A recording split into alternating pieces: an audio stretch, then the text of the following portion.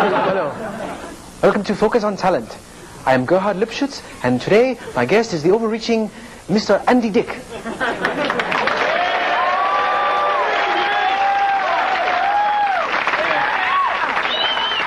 It's really great, and thank you for coming to the show. And I think that you are very silly for many years, yes?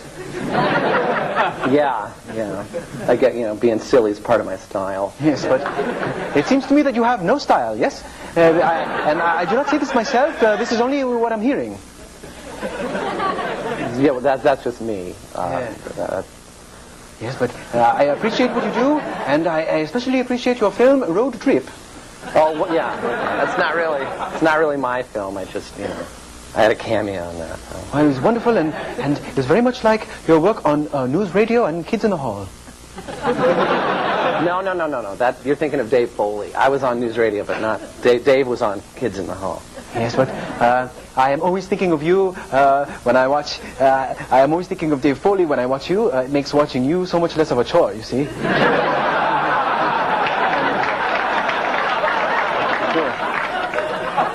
And now it is time. I'd like to ask you a personal question. Yes? Okay. Yeah. Have you ever been hit in the head with a brick?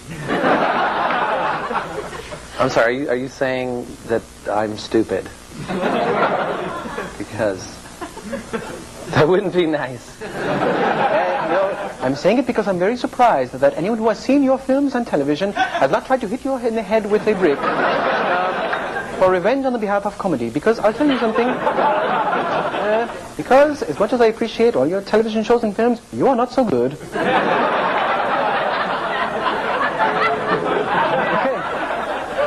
Okay. So now I'm going to go to my students for questions. Yes, please, go ahead. Yeah, Andy. I'm a directing student here and quite nervous to be meeting you. I was wondering, I have some gasoline in my tank. Would it be okay for me to set your little body on fire and watch you die for the common good? No.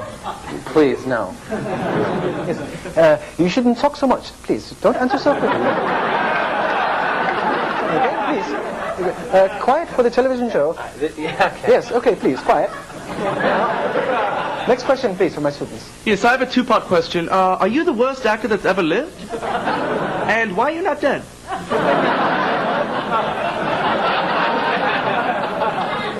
No, and I don't know. I can't do this. I'm sorry. You're just... No, we are very kind. We are very appreciative of you, and we had a last-minute cancellation of Jonathan Taylor Thomas and so on. Am I done? But you are finished, yes. Please, thank you. Goodbye. Thank you. Thank you. Andy Dick? Okay. Please, join me next week when I have Mr. Anthony Hopkins, and we will see why he hates me so much and why he is going to punish me with so much terrible years of acting. Thank you.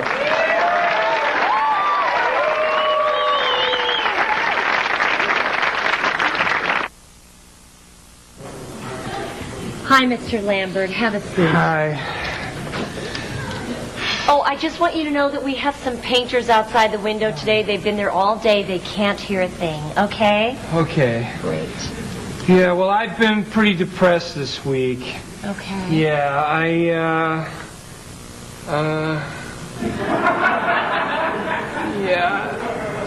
You what? Oh, yeah, I had a bad week. Yeah, I kept calling my ex-girlfriend. I called her 23 times.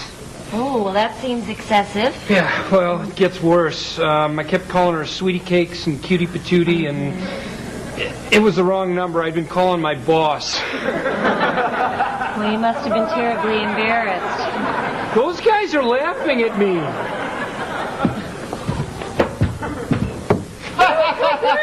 Excuse me, can you hear us in here? No. Are you talking in there? Yeah. What were you guys laughing at? Oh, you know. Well, we were just laughing because these two flies landed on the edge of the window here, and they were on top of one another, and it looked like they were, Yeah, getting it on. Yeah, doing it. A little afternoon delight. Huh? Yeah, wouldn't mind me some of that. Okay, all right. Well, we're sorry to interrupt you. They can't hear you, okay? Yeah. So continue. Yeah, well, I've been crying a lot lately. Really? How much? lot. A lot. A lot. 24/7, even when I'm sleeping. Those guys are making fun of me again. Oh, watch your eyes, lady! Oh, I smell paint thinner everywhere. Oh, the fumes. They're really strong. What were you guys pointing at? Well, I was pointing at the one spot on the window I didn't get thinner on, and I was going to congratulate my partner. What do you care? Do you mind if we get back to work? No, we're sorry we interrupted. Thank you very much. Okay, Your mind, okay. buddy. You know, they really can't hear us, okay? Now, where were we? Well, I've been lonely, and I went to a party. Oh, good. You got out. Well, I got a costume, you know. It was Marilyn Monroe. Okay.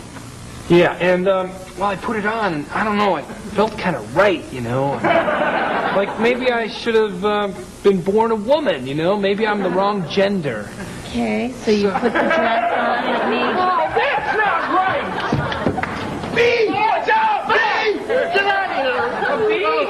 Bee! There's a bee here. He's gone. Don't worry about it. Hey, I'm allergic. He was coming right at my shoulders. He was coming at my shoulders, too. I was like, Am I? Okay, I'm sorry, I'm sorry. Yeah, why don't you see a doctor, buddy, all right? Okay, I'm... Leave us alone. All right, I'm sorry.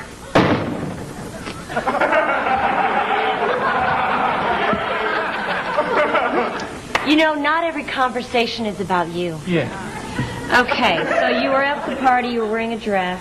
Yeah, I was at this party and, well, I stumbled into this bedroom, right? Mm-hmm. And there was my ex-girlfriend and my best friend, Matt, and he was riding her like a horse. Okay, so you went into the room and Come on, that isn't right.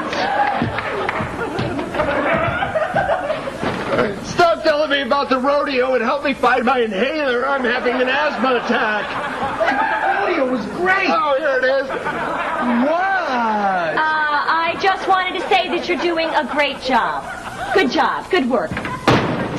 They can't hear us, okay? You are wasting precious session time. All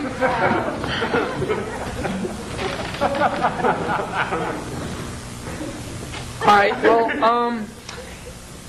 sometimes I don't know. I don't even know if it's worth it. I think I might just end it all. But I would never hang myself. No.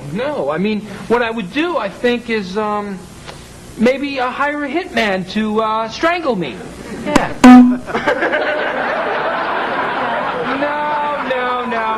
No. I might get a friend and build a neutron bomb that I could eat. Yeah.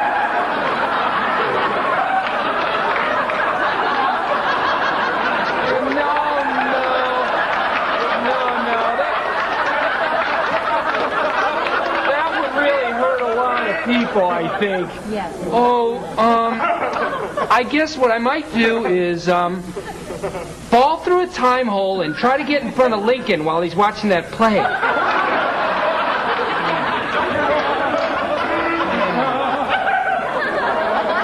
a little unrealistic.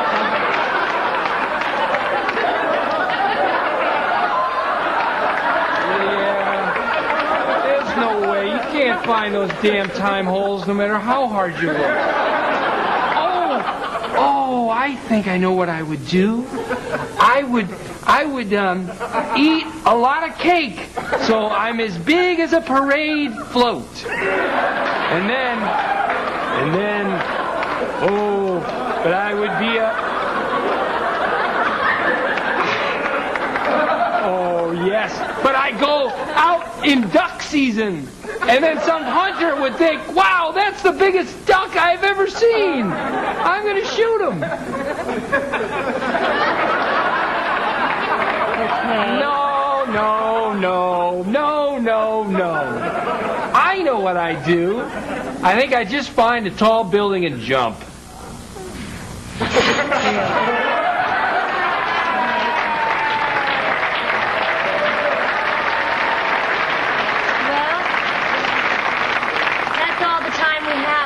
feel?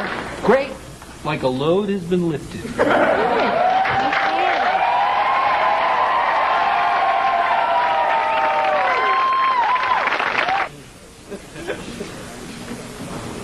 You're watching Pranksville, USA, where everything isn't what it seems. Your wedding day should be a day you never forget. And we here at Pranksville, USA made certain that would be true for one unsuspecting couple.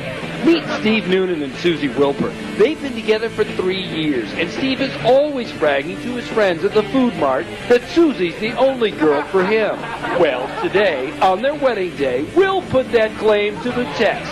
Wait till Steve meets the minister. She's beautiful, and she's on a mission to come on to Steve and test his devotion. Oh, one more thing. This knockout minister is actually a man. Will Steve Pratt. Stay tuned to Pranksville, USA. Prank TV shows are hard to reinvent. But when we here at Prankstown, America caught wind of Pranksville, USA's wedding chapel gag, it was just too tempting not to get in the mix. You see, when Pranksville's hot transvestite minister hits on Steve, he's going to take the bait. Because Steve is in on the joke. And Steve is actually actress supermodel Tanya O'Daniels. Stay tuned to see how their transvestite reacts to ours on Prankstown, USA. I mean, America. Prankstown, America. If you're just tuning in, a recap. Steve and Susie, our bride and groom, are unsuspecting victims. We here at Pranksville, USA, have hired this hot babe to hit on Steve and see if he cracks. But one more thing. She's a man. Now, one more wrinkle. Our competing prank show, Prankstown America, thinks they have a leg up on us by substituting a male impersonator in place of Steve, the groom. But what they don't know is that their producer, Hank Hoffman, really works for us here in Pranksville, USA. Okay, you with me so far?